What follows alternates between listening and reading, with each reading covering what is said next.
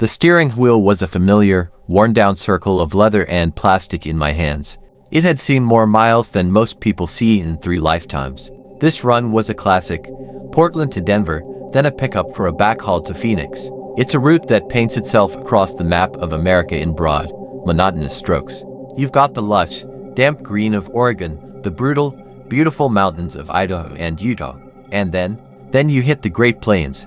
Most drivers hate the plains. They call it boring, a 2-day-long stretch of nothing. But I've always had a soft spot for it. There's a silence out there that you can't find anywhere else, a kind of quiet that settles deep into your bones. It was early March, the kind of time when winter hasn't quite let go but spring is starting to whisper threats. The sky was a flat, pale gray, the color of a dirty sheet of ice. My rig, a Freightliner Cascadia I'd nicknamed Mona for no reason in particular, hummed along I-80 East, eating up the miles of Wyoming. The landscape was just beginning to show signs of life. Patches of stubborn, dirty snow clung to the shadows of the rolling hills, but the fields themselves were a vast, sleeping expanse of tan and brown. You'd see a cluster of trees huddled around a farmhouse like they were sharing a secret, and then nothing for 20 miles. Nothing but the wind. The wind is a constant character out here. It doesn't stop. It just changes its tone. Sometimes it's a low moan, other times a sharp hiss as it slices around the cab. I'd been on the road for 8 hours straight, fueled by bad truck stop coffee and a ham sandwich that had the texture of cardboard. My eyes were starting to feel gritty, and the white line on the asphalt was beginning to hypnotize me. I cracked the window, letting a blast of cold, clean air slap me awake. It smelled of damp earth and distant snow. That was the first sign, I think. The smell changed. The clean, cold scent was gone, replaced by something else. Something dry and papery. I glanced in my side mirrors, a habit as ingrained as breathing. Nothing behind me but the long, lonely stretch of road I'd already conquered. The sky to the west, however, was changing. That uniform gray was breaking up, becoming textured. It looked like a storm front, but wrong. It wasn't the deep, bruised purple of a thunderhead or the low, thick blanket of a snow squall. It was a shimmering, shifting wall of things. It was still miles away, but it was moving fast, churning and swirling in a way that made my stomach tighten. I turned off the podcast I had playing, some true crime thing about a missing hiker, and focused. The wind noise picked up, but it wasn't the clean whistle from before. It was a rustling, fluttering sound, like a million pages of a newspaper being torn at once. My hands tightened on the wheel. I'd seen dust storms out here, great rolling clouds of topsoil that could reduce visibility to 0 in seconds. But this wasn't brown. This was a sickly, pale color, a confetti of gray and white and faded pastels. I slowed down, my foot easing off the accelerator. The thing, whatever it was sweeping across the plains perpendicular to the highway, but a leading edge of it was curling right towards the road ahead of me. I thought about pulling over, but there was no shoulder to speak of, just a steep, grassy ditch. My only option was to push through or stop dead in the lane. Stopping felt like a worse idea. The first thing that hit the windshield wasn't rain or dust. It was a candy wrapper, faded and brittle, smacking the glass with a dry tap. Then another, and another. A shred of what looked like a grocery list, the ink bleached by the sun. A torn piece of a blue and yellow child's blanket. The rustling became a roar, a cacophony of paper and cloth slapping against the metal of my truck. I flipped on my headlights and fog lights, but the beams just illuminated the chaos, turning the storm into a dizzying, blinding blizzard of junk. I was in it. The world outside vanished, replaced by a swirling vortex of forgotten things. I gripped the wheel until my knuckles were white, leaning forward, trying to see a few feet ahead of the hood. The truck shuddered and swayed under the assault. It felt like I was driving through a landfill that had been picked up by a tornado. And through the roar, I could have sworn I heard something else, a high, thin sound, like a child crying, carried on 1,000 paper wings. I had to slow to a crawl, barely 5 miles an hour. The noise was unbelievable. It was the sound of a library being shredded by a madman. Pieces of debris stuck to the wet windshield, plastered there by some unseen force before being ripped away and replaced by new fragments. My wipers were useless, just smearing the grime and struggling against the thicker pieces of cloth. My heart was hammering against my ribs. This wasn't natural. This was wrong in a way that went deeper than any weather phenomenon I'd ever read about. I tried to focus on the fragments, to make sense of the storm. It was like trying to read a book in a hurricane. But as my eyes adjusted to the frantic motion, details began to emerge. A photograph slapped against my side window. It was an old, square, Polaroid-style picture, curled at the edges. It showed a man and a woman, their faces bright with laughter, standing in front of a red convertible. It was there for a second, pressed against the glass, their smiling faces looking right into my cab. Then it was gone, whipped away into the maelstrom. A cold knot formed in my gut. That wasn't just trash. That was a memory. Another piece fluttered past, larger this time. It was a child's drawing, done in waxy crayon. A stick figure: family, mom, dad, a little girl, a dog standing in front of a lopsided house with a smiling sun in the corner. The paper was dirty and torn, but the bright, hopeful colors were still visible. It swirled in my headlights like a dying moth before disappearing into the gloom behind me. I saw a flurry of what looked like bank statements, the numbers blurred by moisture and time. A single, lacy white glove. A torn page from a diary, the frantic, looping handwriting impossible to read as it spun. A stream of black and white microfilm, unspooling like a sinister ribbon. Each piece felt charged, significant. They weren't random. They were artifacts. The true crime podcast I'd been listening to echoed in my mind. The missing hiker. And then I remembered other stories, the kind you hear on late-night AM radio when you're the only soul on the road. Stories about people vanishing along these highways. Not just hikers, but salesmen, families on road trips, other truckers. People who pulled over to rest and were never seen again. Their cars would be found, sometimes with the engine still warm, a coffee cup still sitting on the dash, but no sign of a struggle. No sign of them. This wind, it wasn't carrying dust. It was carrying them. Their lives, their last moments, the things they left behind. It was a ghost train made of paper and cloth, screaming across the empty land. I felt a profound, soul-shattering violation. I was an intruder, witnessing something I was never meant to see. This was a private, terrible grief made manifest, a museum of absence curated by the prairie itself. I had to get out of this. I couldn't breathe. The air in the cab felt thick with the ghosts of all those lost people. I pressed down on the accelerator, a reckless act in near zero visibility. Mona lurched forward, the engine groaning in protest. I had to find a break, an exit, anything. I couldn't just sit here and be a spectator to this harvesting of lost souls. The crying sound I thought I'd heard earlier seemed to grow louder, weaving through the rustling, a desperate, lonely counterpoint to the storm's chaotic symphony. Just as the panic was about to seize me completely, the storm began to abate. It didn't taper off slowly. It was as if I had driven through a curtain. One moment, I was in the heart of the roaring, fluttering chaos, and the next, I was out. The noise dropped from a deafening roar to the familiar, low hum of the wind and my engine. I let out a breath I didn't realize I'd been holding, my shoulders slumping. My hands were shaking so badly I had to loosen my grip on the wheel. I glanced in the rearview mirror. The wall of garbage was receding, continuing its mindless journey north, a churning, dirty smudge against the gray sky. The road behind me was littered with debris, like the aftermath of a macabre parade. I pulled over onto the first wide shoulder I found, put the truck in park, and just sat there for a full 5 minutes, listening to the tick-tick-tick of the cooling engine. My heart was still doing a frantic tap dance against my breastbone. I needed to see it. I needed confirmation that I hadn't just lost my mind from fatigue. I climbed down from the cab, my legs feeling like rubber.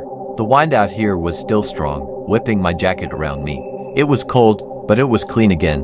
The ground was strewn with the evidence of the storm. Pieces of paper skittered across the asphalt like crabs. A faded floral print scarf was wrapped around a mile marker post, flapping desperately. I bent down and picked up a piece of paper that had snagged on a tuft of grass. It was a fragment of a birthday card. "Happy birthday, son. We miss you." The rest was torn away. The paper was soft, almost cloth-like from exposure. I dropped it like it was a hot coal. It felt wrong to touch it. It felt like touching a tombstone. I walked a few paces, my eyes scanning the ground. There was a water-stained map of Nebraska, a single baby shoe, its lace still tied, a dozen Polaroid corners, all devoid of their images. This wasn't just litter. This was a crime scene scattered across 100 miles. Each item was a tiny, heartbreaking headline. Someone was here, and now they are not. I looked back at my truck. Mona was covered in a fine layer of grime, and tangled in the grill and the mirrors were more remnants. A strip of film was caught in the antenna, the tiny images too small to make out. A piece of a wedding veil was snagged on the driver's side mirror, fluttering like a surrender flag, Getting back into the cab felt like entering a sanctuary, but it was a sanctuary that had been violated. The memory of those smiling faces in the photograph, that bright child's drawing, they were burned onto my retinas. I started the engine, the rumble a comforting, solid sound. I had to keep moving. I had to put this place behind me. But as I pulled back onto the highway, I knew, with a certainty that chilled me to the core, that I hadn't escaped the storm. I had just carried a piece of it with me. The next 100 miles were the longest of my life. The vast, open plains, which I had always found peaceful, now felt menacing. Every gust of wind that rocked the truck made me flinch. Every piece of tumbleweed blowing across the road looked, for a split second, like a discarded piece of clothing. The silence was no longer comforting. It was a held breath, a waiting. I tried the radio, searching for any kind of human voice, any connection to the normal world. All I got was static and the occasional, faint whisper of a religious station preaching about end times. It felt a little too on the nose. I switched it off. The only sound was the whine and the hum of the tires, and in both, I thought I could still hear the faint, papery rustle of the garbage wind. I couldn't stop thinking about the people. The man with the red convertible, the child who drew the happy family. Were they out there somewhere? Or were they just gone, their only remaining presence scattered to the four winds? The storm felt like a living thing. A predator that didn't consume bodies, but memories, identities, the very proof that a person had existed. I passed a sign for a small town, maybe 20 miles off the interstate. A place called Bison Fork. A desperate need for human contact, for a warm light and a voice that wasn't in my head, seized me. I took the exit. The two-lane road was empty, cutting through the same endless landscape. After about 10 miles, I saw a beat-up pickup truck pulled over on the shoulder. A man in a heavy coat and a feed cap was standing by the driver's door, looking down at something in the ditch. As I slowed down, I saw what he was looking at. Caught in the barbed wire fence was a long, tattered white dress. It flapped and twisted in the wind, looking for all the world like a person struggling to get free. The man saw me approaching and looked up. His face was weathered and grim. I rolled down my window. "Everything all right?" I asked, my voice sounding hoarse. He just nodded towards the dress. "The wind's been through here," he said, as if that explained everything. His voice was flat, devoid of emotion. The garbage wind?" I asked, the words feeling foolish and profound at the same time. His eyes, pale and tired, met mine. He gave a slow, deliberate nod. "Comes through every few years. Gathers up the lost things. You see it." "I drove through it," I said, the confession feeling like a weight off my chest. Back on I-80. A flicker of something pity maybe crossed his face. "Then you've seen it. Best to keep moving, driver. Don't look too hard at what it leaves behind. It's not for the living to dwell on." He turned back to look at the dress, making no move to retrieve it. It was as if he was standing vigil. I thanked him, though I wasn't sure for what, and rolled up my window. As I pulled away, I saw him in my mirror, still standing there, a solitary figure in a vast field, watching a ghost dance on a fence line. He wasn't afraid of it. He was respectful of it. That was somehow more terrifying. Bison Fork was a ghost town in the making. A single main street with a shuttered hardware store, a dusty diner, and a post office that looked like it hadn't seen a new stamp in a decade. I pulled up in front of the diner. Dots, according to the flickering neon sign. The bell above the door jangled as I walked in, announcing my presence to the three other people in the room. An old man at the counter nursing a coffee, a waitress who could have been 40 or 60, and a woman in a sheriff's deputy uniform sitting in a booth. All conversation stopped. All eyes were on me. I was an outsider, and in a place like this, that was news. I took a seat at the counter. The waitress, whose name tag said in faded letters, came over. "Coffee, please, and a slice of whatever pie you have." She nodded and poured a cup of thick, black coffee. The silence was heavy. I could feel them looking at me, at my company logo jacket, at the road grime on my boots. "You just come in from the interstate?" the deputy asked from her booth. Her voice was neutral, professional. "Yeah," I said, wrapping my hands around the warm mug. "Drove through some crazy weather back there." The old man at the counter grunted. "The wine?" I looked at him. "You know about it," answered as she slid a piece of cherry pie in front of me. "Everyone out here knows about it. We just don't talk about it much." Her tone was final, a clear drop it, but I couldn't. I saw things in it, photographs, drawings. It felt personal. The deputy stood up and walked over to the counter, leaning against it. She was young, with sharp, intelligent eyes. It's not a story for tourists or for folks just passing through. It upsets people. I'm upset, I said, a little more forcefully than I intended. I drove through a storm of people's lost lives. I think I'm entitled to be a little upset. The old man swiveled on his stool to face me. It ain't about you, son. The wind, it don't mean no harm. It just is. It's a part of this land. It gathers up what's been left behind. The things that don't have no home no more. The people, I whispered. The missing people. The deputy sighed. There are a lot of empty spaces out here. A lot of stories that don't have endings. The wind. It's the only thing that remembers them all. It's a library of the lost. You don't check out books from that library. You just hope your story never ends up on its shelves. I thought of the piece of wedding veil on my mirror. I had become an unwitting curator, a page in that terrible library. I had taken a piece of it with me. I suddenly lost my appetite for the pie. I left a 20 on the counter, not waiting for change.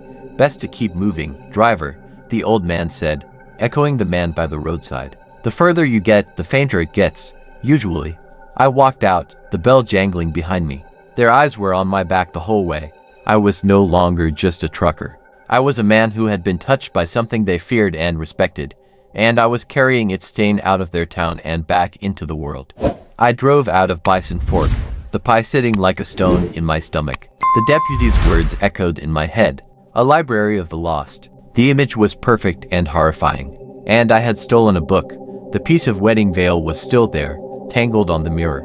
I couldn't bring myself to pull it off.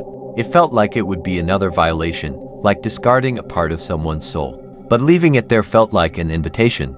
As I merged back onto the darkening interstate, the fluttering white fabric in my peripheral vision was a constant, nagging reminder. The lack of sleep and the adrenaline crash were starting to hit me.